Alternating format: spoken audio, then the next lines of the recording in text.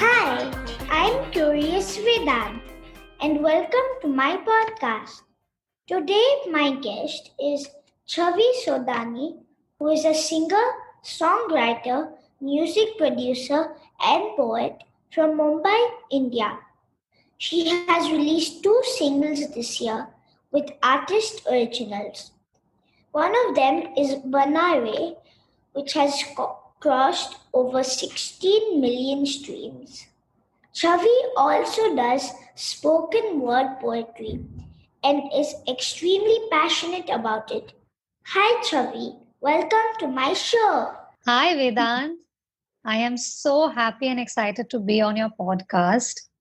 And I've heard some of your podcasts and I absolutely enjoy listening to them. So thank you for having me.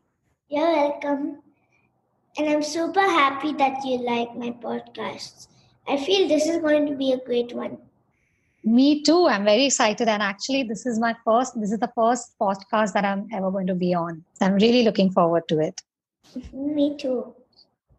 So, Chhavi, I am curious to know, what is spoken word poetry? Oh, that's an interesting question. So, spoken word poetry is actually any form of written poetry that is performed or spoken aloud to an audience.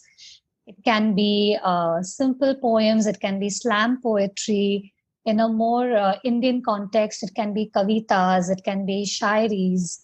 So any poem which is basically performed is spoken word poetry. So, like Twinkle Twinkle Little Star is also spoken word poetry? Absolutely. If tomorrow you have a recitation of Twinkle Twinkle Little Star, it is spoken word poetry. Once it sort of leaves the book and you are performing it and you're saying it and speaking it aloud, it is spoken word poetry. So, you are a songwriter and a poet. I Yes. thought that a song is a poem sung with music. What is the difference between the two? Absolutely. Your observation is right that when a poem finds a melody, it becomes a song. So when poetry is strung into a tune, it becomes music and it becomes a song. So that's the only difference, that when you take words and it gets a tune, which, in music, it becomes a song. So that's the difference between a poem. And so that's why, like, poets like, Sahir Ludhianvi ji or Javed Akhtar Saab or Gulzar Saab in Indian cinema are poets in their own right. And when it comes to music, they are called lyricists when they write a song. So lyrics are usually, it's a reference to poetry for a song. And when it's not a song, it's a poem or a poetry by itself. You're a lyricist too, right? Yes. So I write for my own songs, and I also write for composers who are looking for lyricists to write their songs. You help out with composers writing their songs? Yes, absolutely. So I compose my own songs as well, where I'm writing and composing and producing my own music. But if a composer approaches me to write just the lyrics, then I do that too. What is a composer? So a composer is someone who basically makes the tune of a song and decides the entire arrangement behind the song. In the West, the composer actually is someone who writes the whole music for, say, a song or a symphony, deciding what the top or the lead line of a song is, and then the arrangement that goes behind that main lead line, which could be in terms of like a string section, which has a violin, cello, viola, and a double bass, and what if you need a piano behind it, and what the piano would be playing, and how in sync, like how you have an orchestrator. So the composer would probably give the orchestrator what needs to be done with the orchestra. So a composer basically designs the entire musicality of the song or a background score for a film. That is who a composer is. So a composer basically makes the music for a song and edits it out. Yes. So he's basically, the one who is designing and creating the music. and the lyricist is someone who comes in with the words to that tune. Movies have songs in it. Are Yes. songs written after knowing the movie story, or do you have a library of songs and you fit it in accordingly? That's again a very, very wise question. When you're making a song for a film, it needs to follow the narrative of the film, what the story of the film is, and the songs need to fit in like a glove in the film. So it's usually that a brief or an idea is given by the filmmaker that I need a song for this situation, and then according to that situation, the composer and the lyricist come together to write something that would be befitting for that part. So it's usually done for a specific brief. Having said that, most films are love stories. So a lot of composers do have, say, for example, a lot of romantic songs which sometimes can fit into more than one situation or more than one story. So at times it does happen that if a filmmaker asks, I want say a song for a wedding sequence or a song where two people are falling in love, you could have, because it's a more generic theme, we have more songs available to us which we could have made, and a composer would feel or a lyricist would feel that this could fit into that situation. In that case, then I would pull out songs from my library which I could play to them and see if they feel it's fits into the skin of the film. If that's not the case, then more often than not it is created very specifically for the film, because also every film has a certain tonality, a color, or how the film looks, or culturally where it belongs to. So the music also needs to follow all those parameters. Is your library an e-library where, like on GarageBand or different softwares, you have music stored, or is it a regular library where you have CDs and just play it along with the movie? In this day and age, everything has become digital. We don't have anything in the physical format. Like we started off with cassettes, it went to CDs, and now everything is on our computers. And when we make a song, like you mentioned GarageBand, I'm so happy that you know of a software which in the music world we call it the DAW, which is digital audio workstation. And GarageBand is one of the many DAWs that are available to music making composers to make their music. So yes, we make our music on that, and then we basically have it's called, in technical terms, we say that we bounce that session, and then we have like a file which can be an MP3 file or a WAV file, and we usually share that. So it's like any song that you hear from on any DSP, say on Apple Music or Spotify. So we have like a playlist like that, which we can just share over an email or on SoundCloud for them to hear and get back to us. So yeah, there is nothing no more in physical format, say on a DVD, that I need to send across, which was initially the case. English movies like Sound of Music and Annie have songs in it that are related to the script. But in many Hindi movies, the actors randomly break out to songs which may not have anything to do with the movie. Why is it so? That is such a clever observation. And yes, it does. In Hindi movies, songs do stick out like a sore thumb more often than not. I would just like to go back to the history of actually Indian cinema, and particularly for this question, that we started off making films having a song and dance sequence in it. It was in the format of the film that we had songs and dance. So I think for the Indian palate and for the consumers, it was very natural for us to say that suddenly there's a song in between the movie, and we were okay with it because from the beginning, that is what was offered to us in that way. So we were used to it. With the globalization everywhere, like, and how we got exposed to world cinema, we had access to it. We realized that movies movies get made also without songs, and I think that's very strange for um, to Indian audiences, that there is no song in a movie or people are not dancing randomly in between. And not necessarily always a song is taking the story ahead or is a part of the narrative in a way. This also has another aspect to it, which is the commercial aspect for films, or for the industry, because a lot of times a bad film can have great music, a movie can flop, but the music can do exceptionally well. So in a way, it's like, balancing that and not putting all your eggs in one basket. So I think Indian cinema also functions from there, that the music may do well, so let's also have songs. But I see that, in the recent years, filmmakers are taking the risk and moving away from this format, that we probably don't need this lip sync songs in films, because it does suddenly is very jarring in the middle of a film.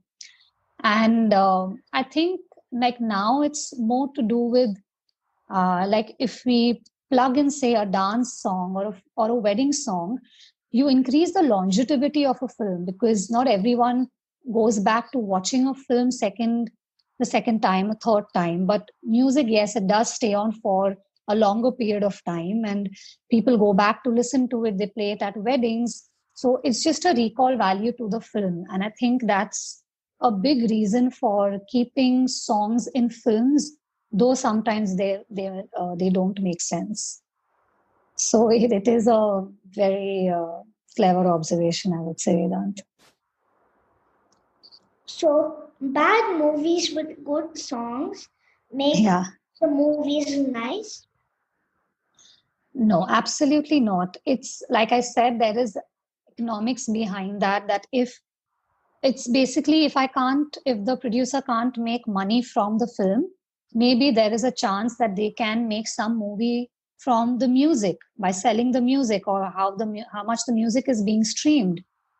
So it's just balancing the economics, that let's also have enough music in the film, so that in case the film doesn't do well, we still have the music to rely on.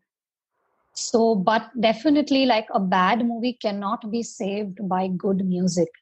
They sometimes work very independently in the business sense of it.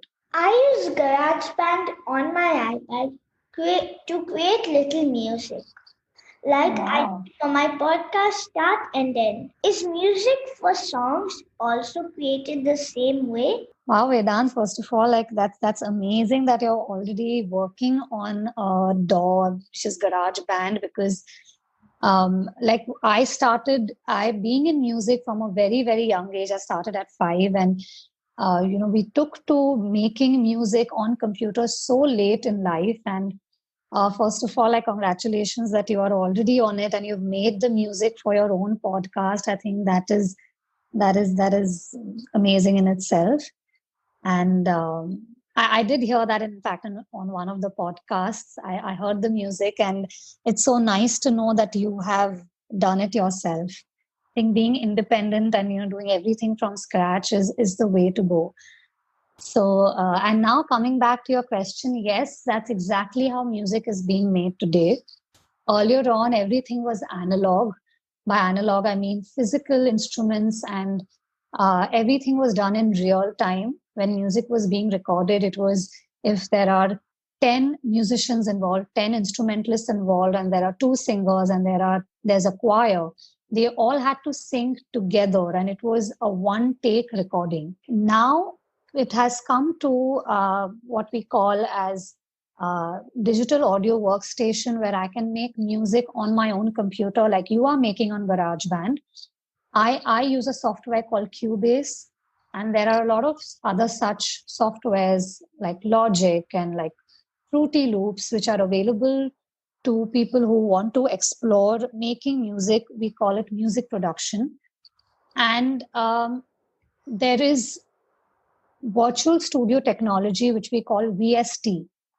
So I'll just tell you briefly what a VST is.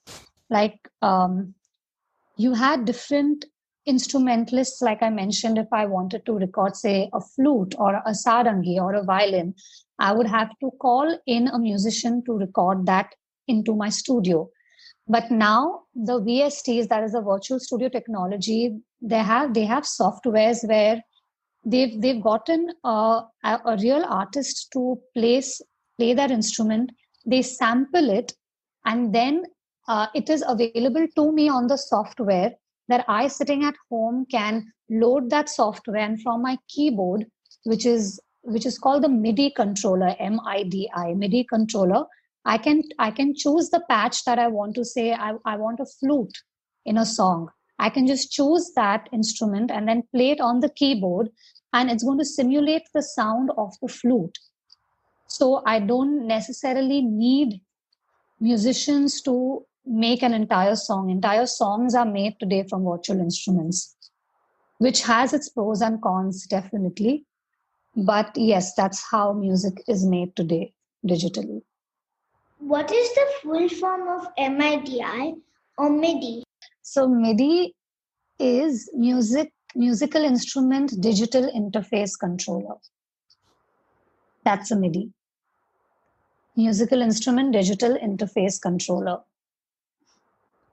That sounds like a complicated word. Yes, it is, but it has really simplified the way we make music, though I would say that we are losing the touch, the humanizing touch. Musicians were so sharp when they were giving that one take, because it had to be perfect, and that synchronization of everything coming together was added so much beauty to the final product. That's why when you listen to retro music and old music, there is a very beautiful harmony in all the layers. I've listened to many old Hindi songs. The music comes out so well. Yes. Yes. If I can ask you, what is your favorite song, or who's your favorite singer from the yesteryears? My favorite singer is Mohammed Rafi and Kishore Kumar. Oh, wow. Wow, you've heard their music. I'm so surprised. Of course, I've heard the music. You surprise me pleasantly at every given moment, Vedant. Okay, let me move on to the next question. Yes. Of all the things that you do, what do you like the most? That is a tough one. I can't choose, I would say, like from writing or composing to music production or performing. I think they all satiate or satisfy a very different creative side. But definitely, there's a lot of thrill in performing your own music to an audience, because being on stage and getting their feedback almost instantaneously is very reassuring. It's very exciting to see what your music does to the listeners. So I and also it's the culmination of whatever you've been working on putting together. So I guess performing on stage would be the most favorite part of all of it. I agree. I've performed on the stage many times, but only in front Wow, of people I know. how lovely! What did you sing? So the first time I sang Bar Bar Dekho, Yeah. and the second time I sang Pyar Deewana Hota Hai. Oh, I love that song. What is your favorite song? Can you sing a little of it for me? Sure, it's very tough to pick a favorite song, but can I sing a song that I recently released? My Sure. own song? Okay. So just two lines about the song before I start singing the song. The song is called Jag, and Jag is I actually started. I had Jag was a spoken word poetry. I had no intention of converting it into a song. It just happened.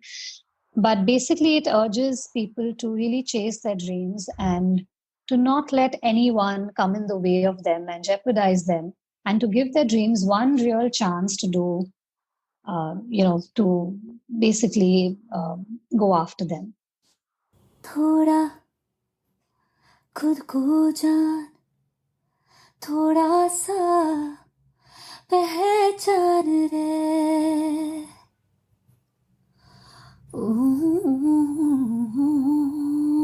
आरज़ू है क्या दिल की बनना यारा इतना तू बेईमान रे खोजे अपने अंदर तू अपने आप को पहेली न रह जाए अपने आप को जो भागे सवालों से पूछ अपने आप को दौड़ा जवाबों के अपने आप को जाग जाग जाग जाग बंदिया जाग रे जाग जाग जाग जाग बंदिया जाग रे जाग जाग जाग जाग बंदिया जाग रे जाग जाग जाग जाग बंदिया जाग रे हर सुबह तू उठता है किसी सुबह तू जाग भी लपेट के उसूलों को निकल पड़ा तू आज भी ज़मीर साफ करता कभी ओढ़ अपने दाग भी इरादे पाक हूँ तो कर ले करना है जो आज ही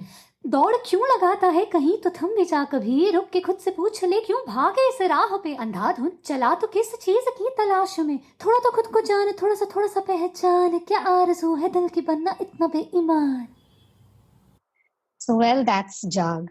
Wow. Amazing. I listened to the full song when I was doing my research. It was amazing. I really enjoyed it. Thank you so much, Vedant. Thank you. Did you always want to be a singer? How did you train to be one?